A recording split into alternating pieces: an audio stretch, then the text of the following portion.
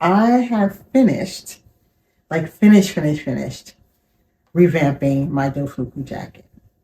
I am going to put a picture of the original jacket into the video so you guys can see what it looked like. I discovered as I was wearing this, it looked just like the original sample, but I didn't like the fit. And you would think I would know that from seeing the sample and not being surprised when mine came out just like the sample. Wow. The oversized fit was too oversized for me, and my yarn was very soft and it just kind of kept on stretching. And I will put a picture of my finished one with me wearing it. You'll see it's just kind of hanging down. So what I did was I put a lining inside. Let me turn it inside out so you guys can see. And it's so improved the fit.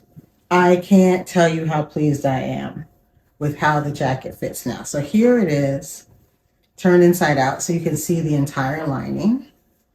And I will make sure and put some pictures of the lining inside in the video too. How's it looking, Chris?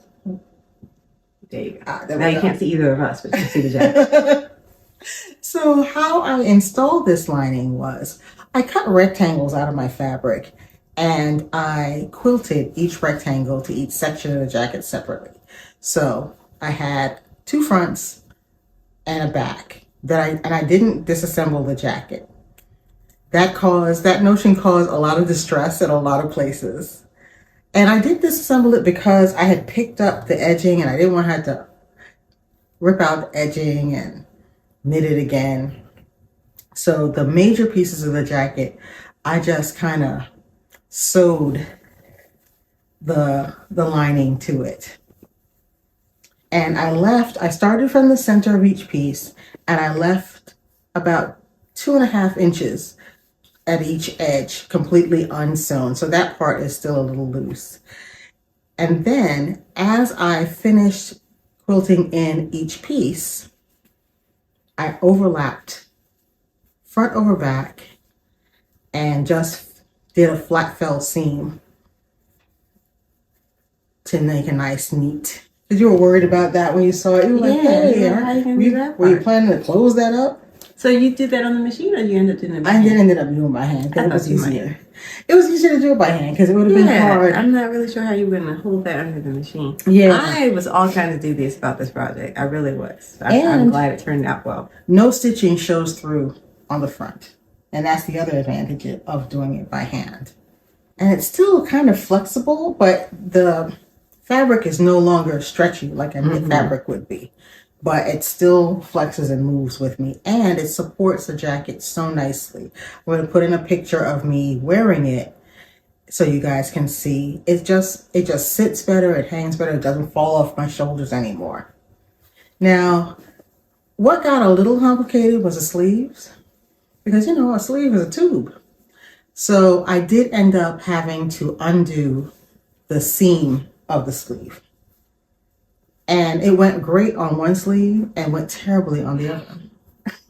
Ain't that the way? It's always the way. I couldn't get the other sleeve unraveled. I ended up cutting a few stitches. I did. I cut a few stitches. And what? I took a crochet hook and did some single crochet along the edge. Oh my God. To capture those stitches so they wouldn't unravel too badly on me. And I just restored that edge with crochet. So then I was able to lay the sleeve out flat, bless you. And I will put a picture of the slightly flattened sleeve. And I did the same procedure on the sleeve. I quilted the lining fabric to the sleeve. And you can see my quilting lines on the inside of the sleeve. So now once everything was quilted, right? And I did the quilting by hand, and I'll put a little picture in of how that went. That was actually the easy part because it was just a running stitch. So it actually went fairly quickly and easily considering. So now once all the pieces had lining on them and I had lots of fabric overlapping, I cut off the excess fabric and then I just folded and hemmed all the edges. So now I have a completely finished inside. So now, I'm feeling myself. I'm like, my jacket's lined. You know I can't stop now, right? I'm all caught up in this mess. The mission did creep. I decided I was going to add a secret interior pocket to my jacket, which is so secret. I'm holding it up now and it's hard to see because I did it in the same fabric. I wanted something that would be big enough to hold my cell phone. So did you didn't attach the pocket to that piece before you attached the lining to the jacket? No, that would have been the sensible way to do it. Okay. Actually, I don't even think I would have done it that way anyway because I still had to quilt it and I wouldn't have been able to quilt it if the pocket was there. Okay. If it wasn't a quilted lining, attaching the pocket first would have been a very wise thing to do. So my pocket is also lined. And I just did a fun little contrast fabric for the inside of the pocket, just for fun. And I'll put a good picture of that on there. If you can see, actually. But before you had a lining, this could not have held the weight of a cell phone. Absolutely not. It was never going to hold the weight of the cell phone. And I couldn't have put a pocket, because I thought about adding a pocket to it, but when I saw how soft and unstructured my fabric was in the knitting, I didn't add a pocket. But now, haha, I have a pocket that I can put my whole hand in and leave my cell phone or my glasses or whatever in there. Now, once I had that pocket, and once you have a pocket, you're absolutely going to put things in it. I wanted to do something that would counterbalance the weight of the phone and have the jacket sit down because, it would pull the front of the jacket forward. So the last modification I did on the jacket was I got some chain. The chain is brass chain. It's ever so slightly plated in, some sort of gold tone metal. Okay, there we go. Now I'm centered. It's a 1/4 inch chain. And I sewed that to the hem of the back of the jacket. The back of the jacket sits down so nicely now. I love it. And was that also Chanel technique? That's also Chanel technique. So first I basted the chain on, and then I got some embroidery thread and did a chain stitch through the chain. And that's how I, finally attached that permanently to the inside of the jacket. And that little bit of extra weight just counterbalances the weight of what's in my pocket. Now, Chanel did that because her buttons were often quite heavy and it would also pull the front of the jackets forward. So they put a chain weight on the back of their jackets.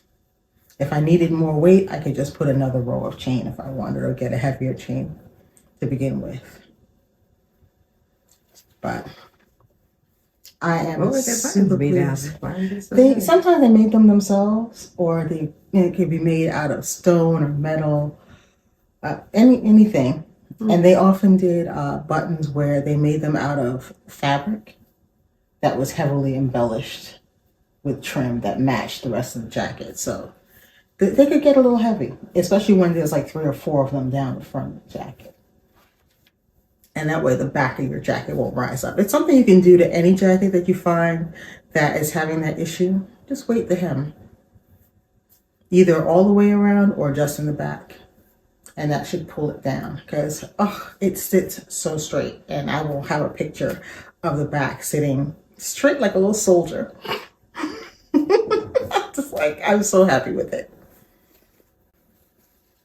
But here she is. And even when I'm not in her, she just holds her shape.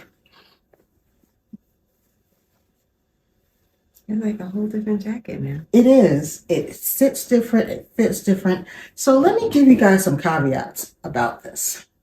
So first caveat, plan ahead. If you think you're going to line something, do it before you sew it together. It's just going to be so much easier. This is not the only way to put in a lining. The more typical kind of lining is called a bag lining, where you make a little duplicate of the thing and then you put it in whole. But I did this style of lining specifically because I wanted to support the fabric that I had hand knit. Also, it was just there was just too much ease for my real taste.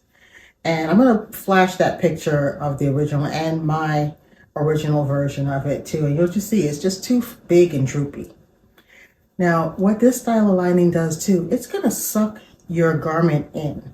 So you need to plan extra ease so that it will actually fit you when you're done putting in the lining. Mine was too big. I wanted to make it smaller, and I knew this process would make it smaller. It can go take it down up to a full size. So it's just something to be aware of. But otherwise, I couldn't be happier. That's my Dofuku.